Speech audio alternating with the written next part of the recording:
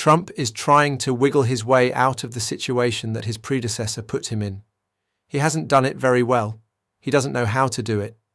But if you can't read the tea leaves, then you must be blind, because we are not going to go to war with Russia.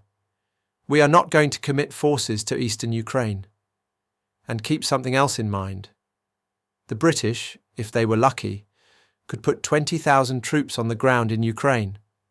The French maybe 30,000. These are Lilliputian armies with no capability whatsoever to fight the Russian military establishment. We need to drop all this nonsense and drop it quickly. And then we need to reopen negotiations with the Russians to restart normal commerce, normal business, normal relations. It can all be done, but we've got to get rid of these people who are in charge. And I think we will, but I hope the Swedes figure this out sooner rather than later. Well, keep something else in mind. NATO is disintegrating behind the scenes. They can't afford to spend as lavishly on the military as they now say they want to. The populations in Germany, France, and Great Britain are completely disinterested in being suited up for war and marching into Ukraine to fight the Russians. It's a lot of nonsense. They need access to cheap energy. They need to bury this hatchet as quickly as possible. The Finns in particular.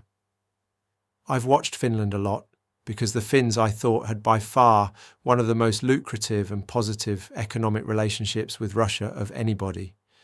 Finland has done a lot of damage to itself. It's in trouble economically now.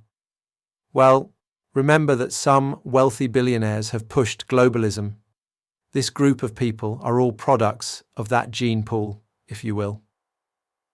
They've come up through that, and they have also become rich. They have profited.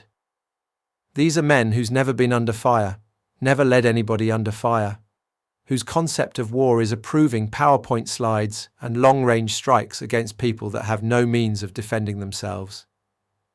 These people often say, well, the answer for Ukraine is to double down and keep on doing what we've done. Only send more money. Sheer, unadulterated lunacy.